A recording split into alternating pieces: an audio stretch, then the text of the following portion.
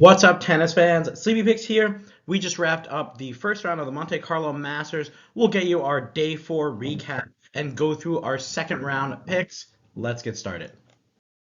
Here's a look at Alcaraz's quarter. Our first match that we're going to look at is Etcheverry against Atmane. Etcheverry getting through Dimitrov, and that was a really good match, a good confident match from Etcheverry, especially because losing the second set, Dimitrov was starting to get a few more of his shots in and starting to play a little bit more aggressive. And we talked about how Etcheverry doesn't do well against someone who has the ability to take time away from him and play a little bit of offense. We saw Tommy Paul do it on the clay in Houston, and that seemed to work against Etcheverry. When Etcheverry can grind against somebody, it's a lot easier for him to win. But he actually started to play a little bit more offense here against Dimitrov in the third set. So that was really impressive. You can tell he's just booming with confidence now. 11-2 on the clay this year. So he moves on to the next round. 6-4, 2-6, 6-3 over Dimitrov.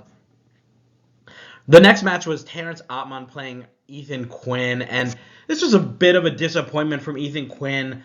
You thought he would have a little bit of comfort on this surface, having played the qualifiers, even though he lost his qualifier match. You thought he'd be a little bit comfortable, but even just starting out here, he was in way too defensive of a position to be hitting, and you could see his forehand was not giving Atmane any problems at all, which, obviously on the hard court, he can line it up, he can crack it maybe a little bit better. The ball comes off a little bit faster off the court.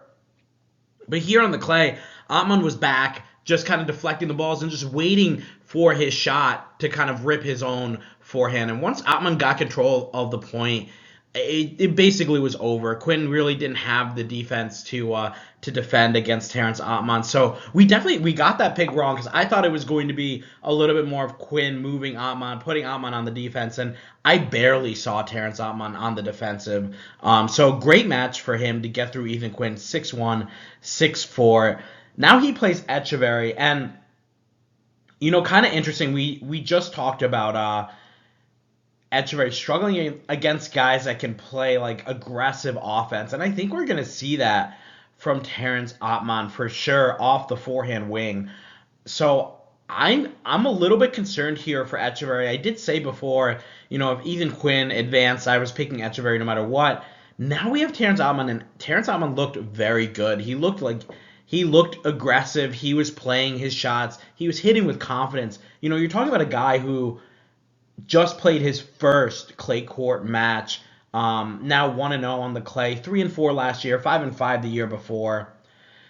Hasn't really had much success stepping up to the higher levels of the ATP Tour on the clay court surface. So I tend to think that Etcheverry is going to give him problems. It's just, for me, Atmane is the exact type of player that can give Etcheverry fits and kind of take the racket out of his hand.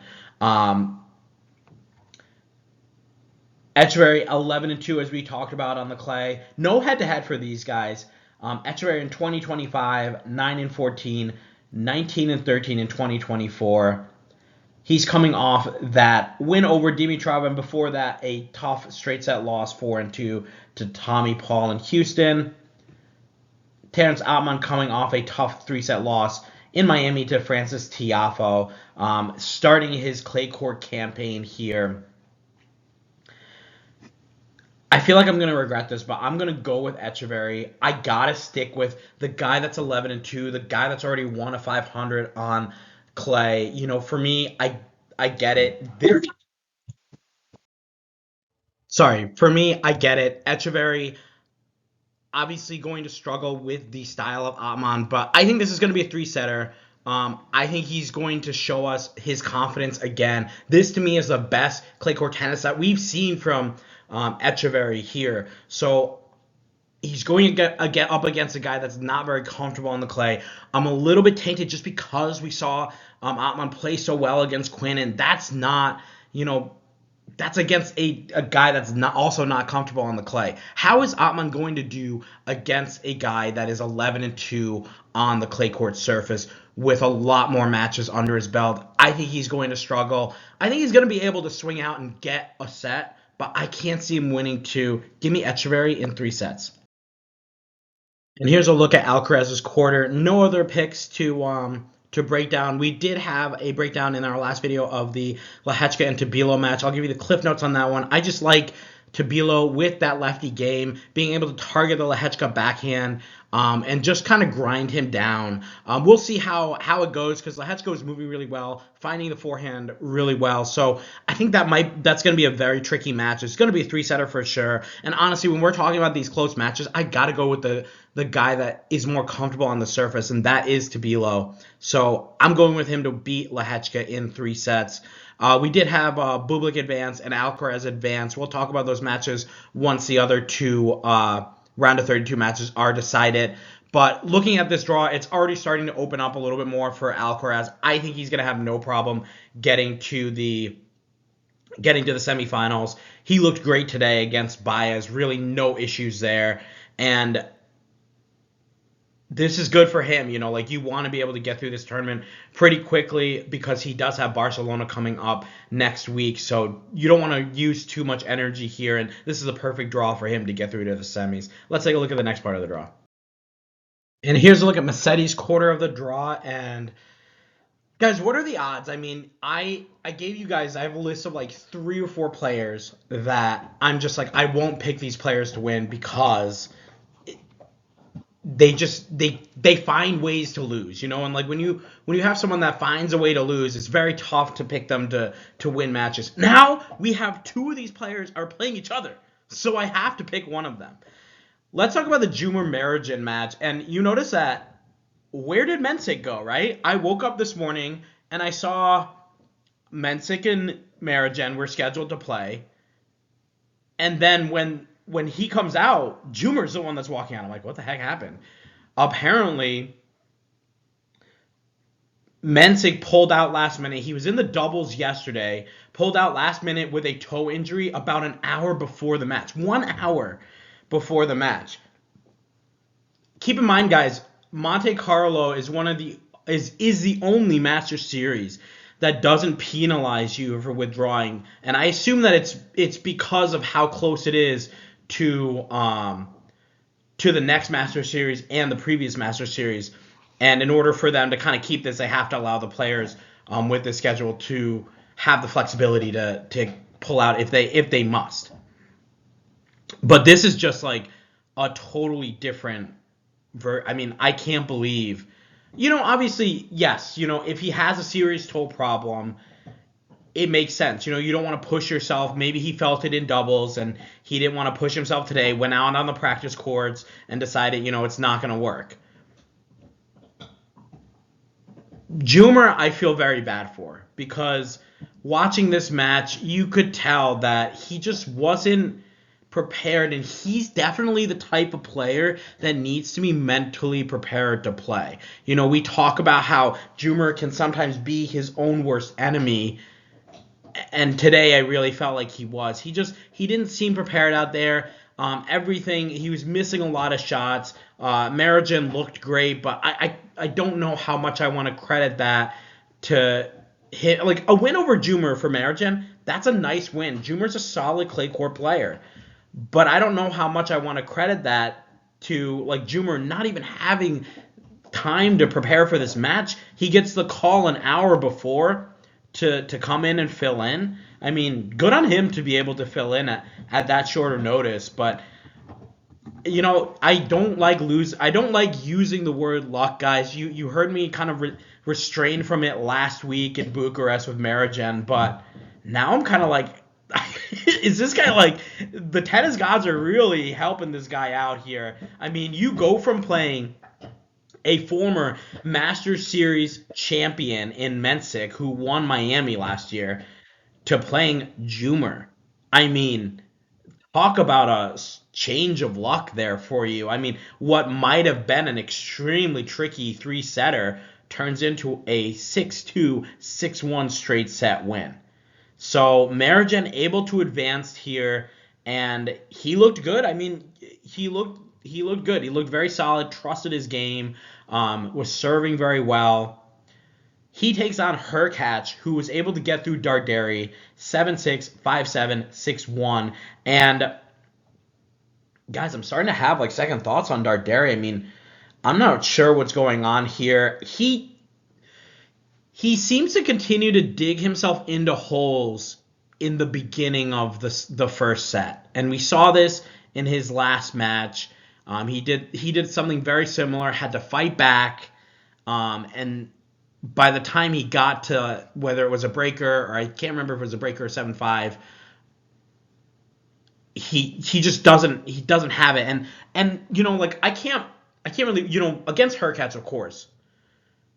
He's got a big serve. He was using his serve plus one. He was all over Darderi in the beginning. Just big serve, big forehand. Really, like, Darderi's all the way in the back trying to neutralize these shots. But Darderi's able to come back and force a breaker. And for me, like, yeah, this is a good sign. But it's like, one, you should have never been in that situation in the first place. Two, now you're putting yourself in like a 50-50 situation with a guy who has a big serve that likes to play serve plus one. It's just a tricky situation to be putting yourself in a breaker in the first set. Hurkacz able to get through that set 7-4 in the breaker. Then we have another back and forth set, and Darderi's able to win it. He has the crowd with him. This crowd was just waiting to erupt for him. And Darderi able to win that second set. The crowd's behind him. You think for sure he's going to win this third set. He has all the momentum in the world. And then he just comes out and lays an egg. 6-1 in the third set. And Hurkacz looked like the better player. He looked like the more confident player. And the one thing that we talked about with Hurkacz, you got to push. You got to challenge his movement. And Darderi wasn't able to do that today enough. Hurkacz being the aggressor, being on offense more times than not, and just controlling a lot of the points. So good on Hurkacz. I'm gonna have second thoughts here about Darderi now, picking him to advance. I thought he would at the very least be able to get out and play Musetti in the round of 16, and it's just not to be. I mean, so now we have back-to-back losses. He just lost to Trungelliti, and now he lost to Hurkacz, who isn't even that great of a clay court player. So I don't know. I got some concerns here. We'll see what happens. I mean, Darderi was supposed to be like this clay court animal. And we're seeing a little bit of regression this year, which I wasn't really expecting. Now let's take a look at Maroszan playing Hurkacz. Head-to-head here is 1-0 for Hurkacz. Hurkacz getting a win in 2023 in Shanghai in the quarterfinals, 4-6, 6-1, 6-3. That's an outdoor hard court. Maroszan is sitting at 3-2 right now on the clay, 9-6 last year, 5-8 the year before. Hurkacz 1-0 on the clay with just that one win over Hurkacz, 7-4 last year, 14-4 the year before. This is such a tricky match for me to pick. That Marita Aguilar match really sits in my mind here from Maroszan. Just like seeing him win that first set and then kind of crumble, only winning 4 games after that. I'm going to go with Hurkacz. I liked what I saw from Hurkacz more than I like what I saw from Maroszan today. But at the same time, I felt like Maroszan was not pushed. I thought he wasn't. We didn't see much from Jumer today to challenge Maroszan. So it's really tough for me. Maroszan's going to be pushed in this match for sure. So we'll see how he reacts to that and how he plays. He can step up. I mean, he's already taken a set off of Hurkacz. So he's already got that under his belt. There's not a fear of like, I haven't won a set against this guy. But I like what I saw from Hurkacz. The serve plus one, controlling the middle of the court, using the forehand to his advantage. He can come into net when he's on the offense. He doesn't like to play defense, but someone like Maroszan, I feel like he's not the kind of guy that's going to grind you down and force you to play some of these longer points. He's also going to want to play shorter points. So I'm going to go Hurkacz here. I think he's going to win. I'm going to say Hurkacz in straight sets. Here's a look at Musetti's quarter of the draw with my picks for the round of 16. We talked about I'll give you the cliff notes on the Musetti-Vacherot match. I think that's going to be a really tricky match. I expect Musetti to come back and be a little bit stronger than what we saw in Indian Wells. He did not look great against Vukovic. He was playing extremely defensive. I think we're going to see some grinding style here from him mixed in with that offense that we saw in the Australian Open. If he comes out with his A-, B+ game, he should still be able to win it. If he comes out with anything less than that, it's going to be a tough match. I think it's going to be a tough match regardless. I think Musetti's going to advance. It's going to be a 3-setter. I like what I saw from Vacherot against Cerundolo. I thought he looked pretty strong there towards the end, found his offense when he needed it, coming back from a set and a breakdown to drop only one game after that. So I like what I'm seeing from Vacherot. This is a very tough first match for Musetti for sure. And then Cobolli and Blockx. I don't know how Blockx definitely has the ability to play and hang with a player like Cobolli. The problem is we normally see him kind of not rise to these occasions. When he's put up here in the higher ATP level tournaments, he seems to falter a little bit. Got a nice win over Chapo in the first round, really forcing the issue to the backhand there for Blockx. And I mean, Blockx is a phenomenal player. Definitely get some eyes on this. We know Cobolli's going to be good for like some flashy shots for sure, but I think this is going to be Cobolli in straight sets here over Blockx. But I would, you guys know I'm a huge fan of the challenger players. I love seeing when they're able to play up to the competition, like Landaluce, like Hadar winning last week, like Merida making it to the finals last week. I love watching these guys being able to break through here in some of these tournaments. But is it Block's time? We'll have to see. And then de Minaur able to get through Norrie. We'll talk about that match tomorrow when we analyze de Minaur against the winner of Blockx and Cobolli. But let's move on to the next part of the draw.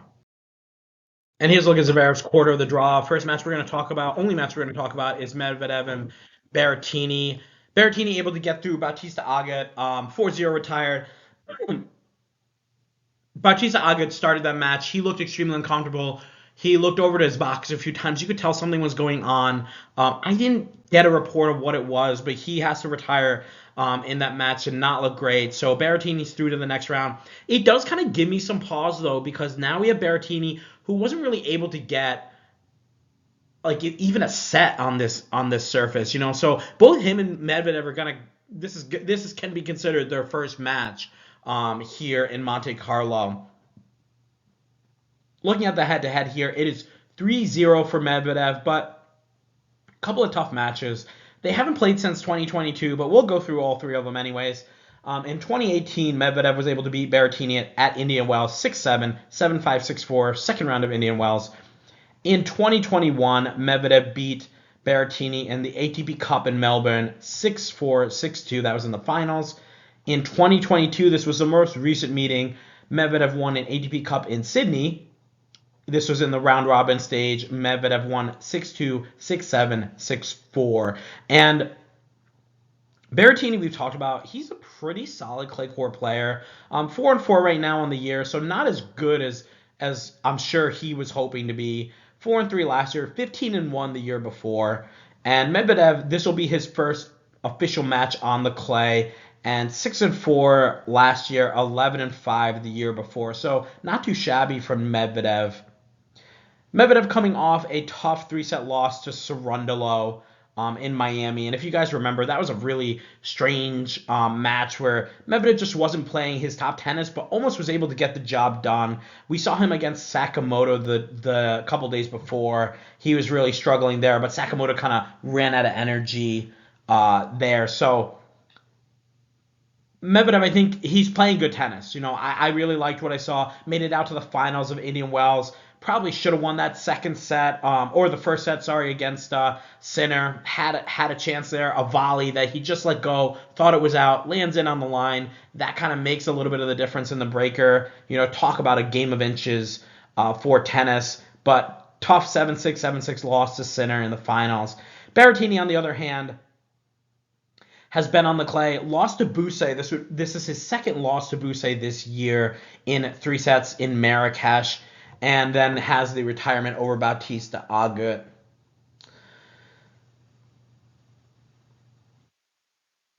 Guys, I told you guys before, I kind of like Berrettini to pull this upset, but I keep telling myself, what are you doing? Berrettini's never beaten Medvedev. Now we're on a surface where Medvedev's a little less familiar, I guess, with success on this surface. But, 6-4, 11-5 the year before, 10-3 the year before that. So still has found some success. I'm gonna take Berrettini here. I think he's gonna pull this upset. He had a nice win over Bublik in Miami a couple weeks ago. So he at least has shown us that he can hang with some of the top guys still. He's got the serve, he's got the forehand. He's got more matches under his belt here. I think, guys, one of the most important things here, Berrettini's got to win that first set. I think if he drops that first, coming back from a set down is going to be a little bit too much for him. But I expect Medvedev to be a little bit uncomfortable on the surface. We know he's always complaining about the tennis balls. I feel like it's going to take Medvedev a little bit to get comfortable moving on this surface, hitting with the tennis balls, and everything. So I feel like Berrettini's got to take advantage of that. He's got to pull the trigger on that forehand. If he can get up an early break and win that set, I think it's a 50-50 shot between those guys. So give me Berrettini. I think he's going to win in 3 sets. Here's a look at Zverev's quarter. We'll go through these matches. I'll just give you guys the cliff notes of the other 3 matches that we didn't talk about. And just so you know, we do have a full breakdown of these where we talk about the first round, the round of 64 match, and then follow it up with a breakdown in depth about each match in our previous video. So if you ever see some of these matches where I'm only giving you the cliff notes, most likely that match is going to be broken down in the previous video. They're all chaptered out, so you can definitely go in there and just click on the chapter and get that full breakdown for yourself. Fonseca, Rinderknech. I like the way that Fonseca is playing right now. I love his confidence. I love the way he's hitting the forehand. I felt like he has a lot of variety. I love the way he looked against Diallo, but we know Diallo not a great clay court player, so not much we can kind of put into that. Rinderknech, obviously great win over Khachanov. I feel like Rinderknech is going to be the steadier of the guys, but Fonseca has such a high ceiling that it's tough for me to pass up for him. Maybe I eat my words, but I'm picking Fonseca to advance in 3 sets there. Rublev and Bergs. For me, I look at this match. This is a must-win for Bergs. He's got to get his season jump-started. Has not had the start to the year that he's wanted, so I expect him to give everything he's got against Rublev. Is it going to be enough? I don't know. We'll see. Rublev's found a lot of success on the surface before, so I kind of like him to advance, maybe in 3 sets, maybe in 2 tough sets, but I think Rublev's going to advance there. And then Zverev and Garin, don't get it twisted, guys. This is going to be a tough match for Zverev. Garin 2-1 against Zverev head-to-head. He can push him for sure. He's had 2 wins in Munich against Zverev on the clay already. So definitely look for Zverev to get pushed here. Maybe 1 tough set. Maybe another little bit more straightforward set. I like the way that Zverev is serving, so for sure I'm going to favor him to get through this match, but I think it's going to be 2 tough sets. If Zverev's able to get through that match, I like the way the draw is opening up for him to make it out to the semifinals here, especially with no seeds remaining. If my picks hold true, no seeds remaining on the left side of the draw here. But let's move on to the next part of the draw. And here's a look at Sinner's quarter of the draw. First match we're going to look at is Felix Auger-Aliassime taking on Marin Cilic. Marin Cilic having a great win over Shevchenko. And the reason I call it great, obviously we know like Shevchenko, a little bit of a lower level type player, maybe a sort of challenger guy, but kind of like a first round type guy in these ATP 500s and 1000s. I just love the way that Cilic looked. I was really impressed with how he came out and how he played so aggressive against Shevchenko. When we talked about was he going to be able to do that against him, obviously on an indoor hardcore for sure, we're taking Cilic all day over Shevchenko. But here I felt like it might have been a little bit closer, and you could see like Shevchenko was grinding some points, but Cilic with so many just quick free points there, whether it was a serve +1, a return +1, just really dominating with his forehand. He got on top of Shevchenko early on in the first set, and that just set the tone for the whole match. Shevchenko really playing from behind most of the match. So loved everything I saw from Cilic. He takes on Felix now, and this will be Felix's first match on clay, which to me I think is a little bit concerning, but Cilic has only had one match on clay as well. Cilic was 11-9 last year on the clay, 0-1 the year before, 0-1 the year before that. So last year had a pretty nice showing on the clay, but a lot of those matches were on the challenger level, I believe. So just take that with a grain of salt there. Felix last year 3-6 on the clay, not great. 17-8 the year before that. So perhaps he's due maybe to have a little bit of a better season here on the clay. Felix coming off a tough 3-set loss to Terence Atmane. We remember that match where Atmane was able to find his forehand and really control the middle of the court over Felix, getting the ball out to the Felix backhand and forcing Felix to try to find ways to hit his big weapon and his forehand, and just wasn't able to do that day. Cilic coming off of a 3-set loss to Zverev in Miami, and we remember that match too. I mean, Zverev served extremely well, but Cilic just able to hang with him, which was very impressive on Cilic's part. A little bit less impressed with the Zverev return game. I thought he could have done a little bit better in that match, but Cilic to be able to take a set off of Zverev, I think, is extremely impressive. Cilic is in good form, guys. I mean, this is a very solid play Cilic. I feel like last year he was kind of floating around the challengers a little bit, trying to make a little bit of a comeback, and he really got it going, and now he's in these Master Series. He's getting wins in Master Series. So he's moving up in the rankings now. He's at 51 right now. So just really good from Marin Cilic. Looking at their head-to-head, it is 3-3. With Felix winning the last 3 matches. They have never met on clay, though. Let's look at the last 2. They were both in 2025. Felix able to win in Dubai 6-3, 6-4, 3-6, 6-2 in the quarterfinals. And then Felix able to win in Basel. That's indoor hard courts, 7-6, 7-6. And we know how much Felix loves those indoor hard courts. He's extremely dangerous. 8-1 this year right now on the indoor hard courts, 17-5 last year. He's just very dangerous. It's tough to get a win off of him on the indoor hard. This is a surface that he's definitely unfamiliar with for Felix, and I feel like Cilic, I liked what I saw today, just being able to kind of take the first strike away from Shevchenko and putting him on the defensive. Very similar to the Berrettini match, guys. Cilic has to be able to win the first set. He's got to be able to get a lead, I think, early on. Maybe not so much as Berrettini does, because this is a 3-3 head-to-head, So Cilic just had some wins over Felix, but I feel like he's got to get an early lead to kind of put some pressure on Felix. And if that happens, I feel like it's going to be Cilic's match. If he loses the first set, then I think it's a little bit tougher. But I don't think I count him out as much as I would if Berrettini lost the first against Medvedev. I feel like even if Cilic loses the first, I still wouldn't count him out to come back and win in 3. I like the way that he's playing. I think he's a stronger player.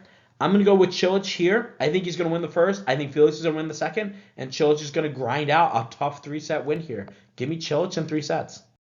Next match, we have Casper Ruud taking on Moutet, and Moutet and Mueller, great win for Moutet, especially just the way he was able to do it. He just dominated the entire match, and that 6-4 set was a lot closer than it looked. Moutet was in control of the match from the start, using his heavy spin, returning extremely aggressive on the Mueller serve, and then challenging that up and back movement of Mueller with the drop shot. And we talked about Mueller has been playing some good tennis, able to get out of qualifying here. He found some comfort on the surface. So for Moutet to just chew him up like this is extremely impressive. We'll see how he does against Ruud here. Let's talk about Casper Ruud's performance against Alexei Popyrin. And honestly, guys, I was impressed with Popyrin for both sets. I thought he knew what he had to do. He has to dictate with his forehand. He's got to be able to move around and hide the backhand a little bit better. And that's what he did. His movement looked very solid. And credit to him for going over to Houston. Had that tough loss to Francis Tiafoe. Maybe he should have won that match. but a very tough loss for him. But he's able to get a little bit of comfort there. Imagine what it would have been like if he didn't play that match, didn't get the comfort on the clay, and has to come over here in his first match is against Ruud. He would have a lot more difficulty, I think. I think this match would have been a lot more straightforward. This is a match, it's funny, you look at the 6-4 set of Moutet. This is a match that looks straightforward, but it was extremely tricky. We saw some errors from Ruud. Ruud able to dictate with the forehand aggressively. And we talked about how if he's able to do that consistently without committing so many errors, he's going to be definitely a dangerous person in this draw and maybe a dangerous player for Sinner to face.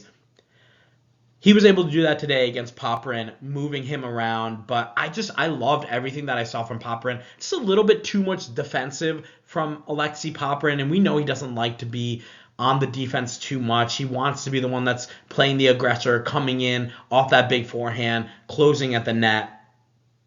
Wasn't able to do that as successfully today, and Casper Ruud able to advance 6-3, 6-4. Looking at the head-to-head here for Casper Ruud and Corentin Moutet, it is 1-0 for Ruud. And if you guys remember, their one meeting was in 2022 in the fourth round of the U.S. Open, where Ruud was able to win 6-1, 6-2, 6-7, 6-2. And the third set got a little bit messy there. I think Ruud had some chances to win that set and just kind of let them slip away, but then was able to get right back on it and win the fourth 6-2.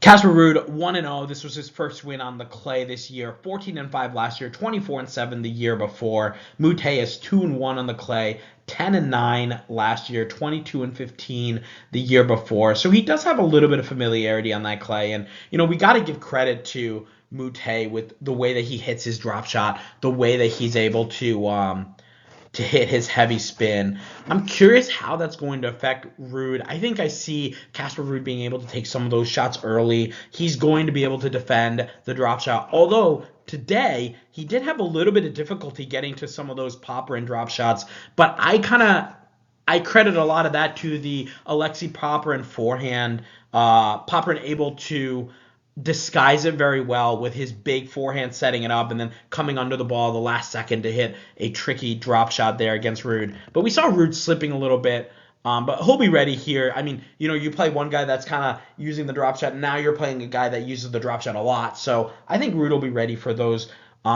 shots.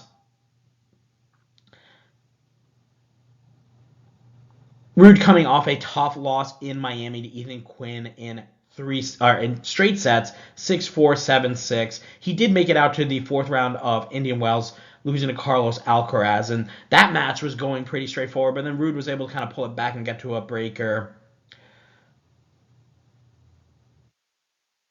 Okay, coming off a tough three-set loss to Trungelliti. We remember talking about him. He was the Cinderella of Marrakesh, getting all the way to the finals, losing to Hadar. I'm going to go with Ruud to advance here. I think it's going to be straight sets. It's probably going to be at least one tough set for Casper here. So give me Ruud in straights. And here's a look at Sinner's quarter of the draw. Definitely a little bit trickier than Alcaraz's quarter. I'll talk to you guys a little bit about the clip notes on that Cerundolo Machac match. I just feel like Machac is going to be a little bit too defensive. I love the way Cerundolo moves on the clay. This is his chance to really show off his clay court prowess against a guy like Machac. I see him being able to dictate with the forehand there and advance to the round of 16 to take on Jannik Sinner. Sinner already advanced playing on Bear. We'll talk about that match tomorrow once we get the Cerundolo match completed.